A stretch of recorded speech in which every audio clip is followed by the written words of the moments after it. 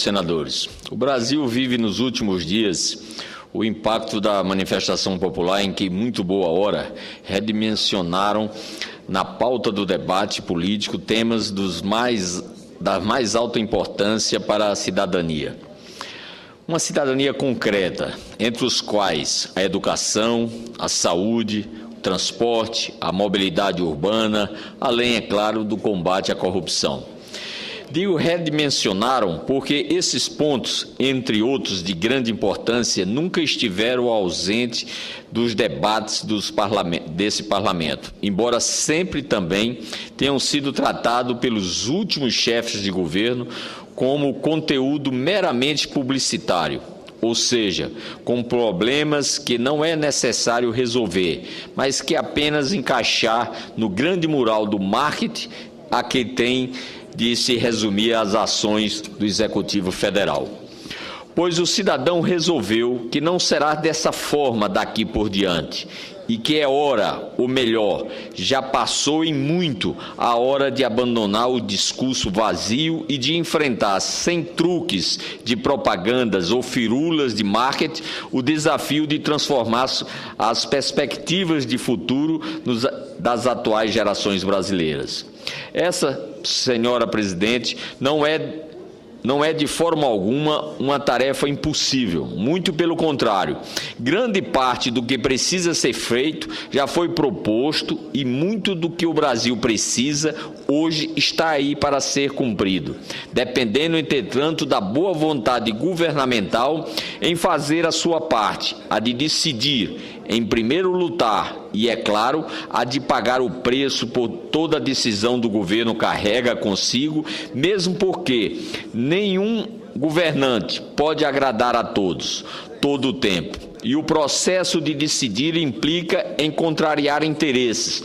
Quanto a isso, aliás, é preciso ter sempre em mente que a busca da popularidade a qualquer custo também tem esses riscos e ainda ostenta, segundo a história nos ensina, um fôlego muito curto, como estamos vendo agora.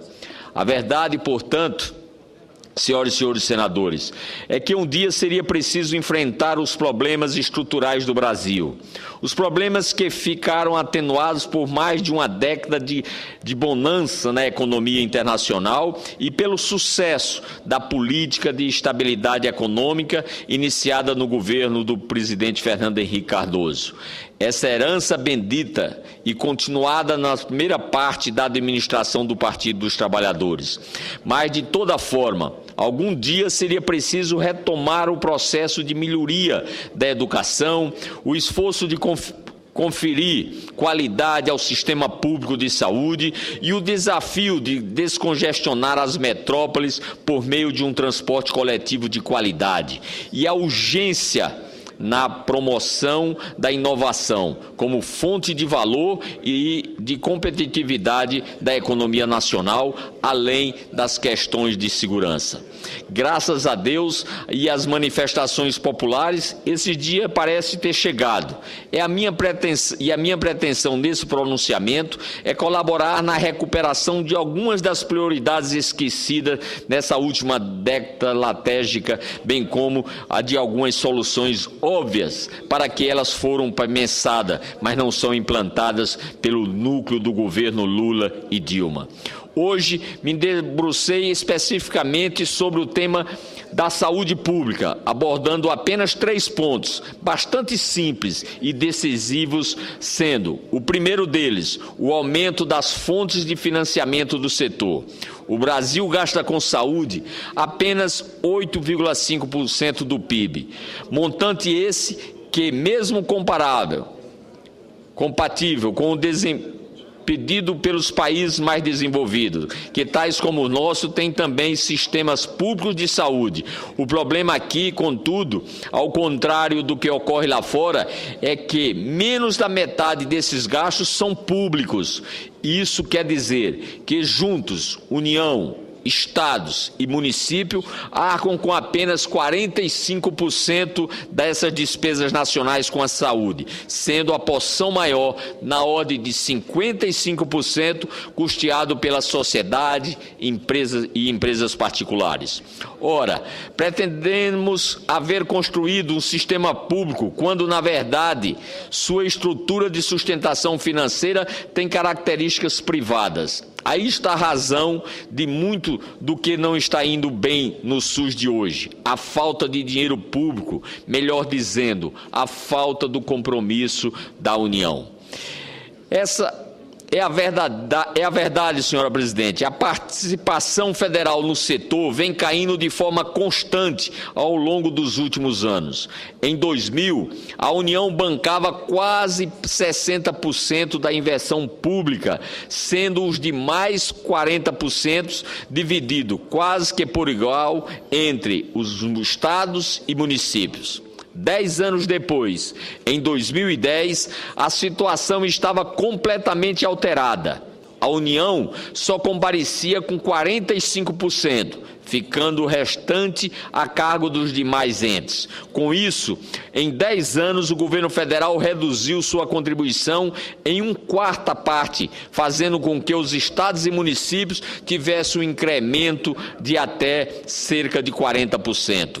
Como solucionar isso? Ora, a Lei Complementar 145 de 2012, ao regulamentar a Emenda Constitucional 29, deu segurança jurídica à regra em que determina aos estados e municípios que a aplicação na saúde de 12% e 15% de suas receitas para os impostos. Infelizmente, por pressão do governo, junto à sua base, continuou vigente a regra em que obrigava a União a contribuir apenas com o montante empenhado no exercício anterior acrescido da variação nominal do PIB.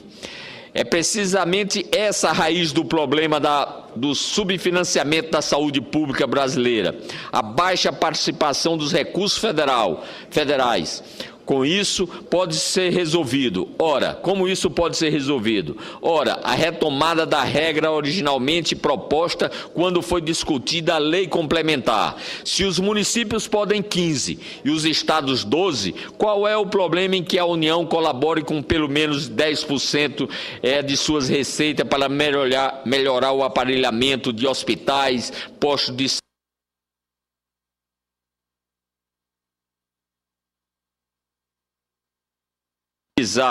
os equipes de saúde da família e para equacionar de modo mais justo os salários dos profissionais do setor. Se esse entendimento tão razoável for acolhido pelo Congresso Nacional, poderá ele ser facilmente materializado em norma jurídica por meio da aprovação do PL 162 de 2012, de minha autoria, que determina percentual mínimo da receita corrente líquida da União que deverá ser aplicado anualmente em ações de serviço público da saúde. A União aplicará anualmente um montante mínimo correspondente a 18% de sua receita corrente líquida na área da saúde. Outro problema maior e relevância é a adoção no âmbito do SUS de uma política adequada de recrutamento de profissionais de saúde. Hoje, como todos sabem, são vários os regimes que esses profissionais são submetidos, a depender se são contratados pela União, pelo Estado ou pelo município do país. O modo com que esse problema está equacionado concentrado os profissionais no centro com os maiores recursos em virtude de sua maior capacidade de oferecer salários mais atrativos e melhores condições de trabalho, deixando desvalidos os pequenos municípios interioranos e as regiões menos favorecidas em recursos. Muita polêmica se tem levantado nos últimos dias com as propostas da Presidente da República em contratar médicos estrangeiros, alguns oriundos de países com duvidosas reputações acadêmicas, para atuar nesses locais menos favorecidos, mas sem que esses profissionais tenham que se habilitar a um sistema revalida, criado justamente para verificar a qualidade de sua formação e adotado internacionalmente. Ora, o problema do Brasil nessa área é a falta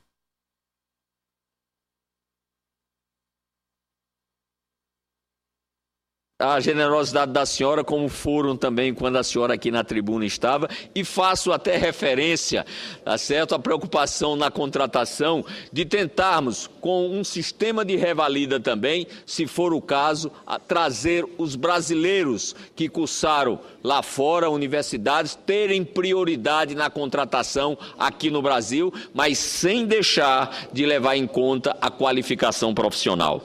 Isso é inaceitável. Isso é tratar de exercício de medicina no Brasil com desprezo e com escárnio, além de submeter a população carente, já vitimada por uma série de problemas, com mais este fardo dele ser a obrigação de trazer tratamento com profissionais sem habilitação. E como também Vossa Excelência disse no seu pronunciamento, saúde pública não é apenas médico, é uma equipe de saúde composta por enfermeiros, por psicólogos, assistentes sociais e tantos outros profissionais. Notem, senhoras e senhores senadores, que aqui nem quero relembrar o que ocorre em Cuba, local que eu estive há pouco tempo, de suspeita qualidade acadêmica, para o qual são enviados militantes do MST e organizações assemelhadas para formarem em medicina, e sabe lá o que mais para virem atuar no Brasil. Não se sabe se como médicos ou como agentes políticos dos seus movimentos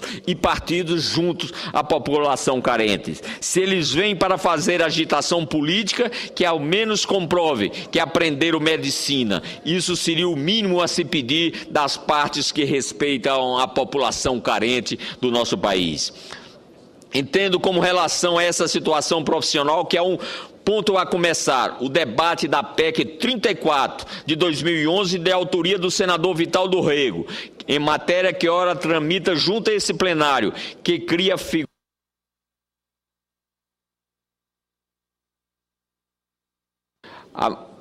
médicos de estados, organizados em carreira de âmbito federal, estadual, distrital e municipal. Eles exerceriam suas atividades unicamente no âmbito do sistema de saúde SUS, observando as seguintes disposições: ingresso na carreira exclusivamente por concurso público, residência no município ou região metropolitana, remuneração por meio de subsídios, previsão de cursos oficiais de preparação e aperfeiçoamento, vedação do exercício de outros cargos em função pública, exceto um de magistério, estabilidade após 3 anos do efetivo exercício, atuação de forma integrada na esfera estadual, federal e distrital e municipal. Estabelece também que as funções do médico de Estado só podem ser exercidas por integrantes de carreiras e seus subsídios de médico no Estado. Não pode conceder a 95%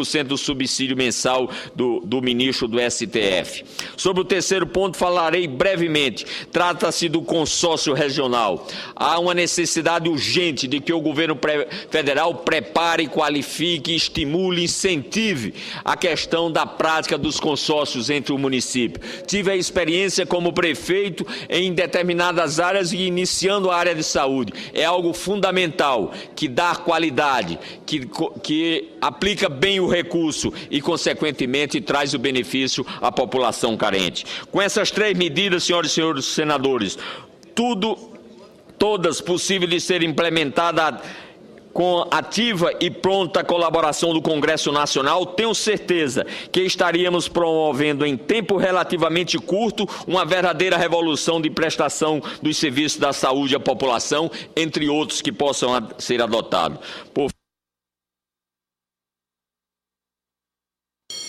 Quero agradecer a sua paciência, mas não posso deixar de registrar minha preocupação com os trabalhos que estão sendo adotados pela Casa. Renovo a necessidade da urgência da aprovação das matérias, mas renovo também a responsabilidade e o compromisso de que essas matérias sejam aprovadas fruto de debates, de ouvir os prós, de ouvir os contras, porque a população que se encontra na rua, ela está pedindo que as leis sejam aprovadas, mas as boas leis e não más leis que venham agravar a situação em que o Brasil vive, e cobrar também eficiência, gerência, competência e dignidade naqueles que ocupam o cargo público, quer seja do Poder Executivo, Legislativo ou Judiciário. Meu muito obrigado e que Deus proteja a todos.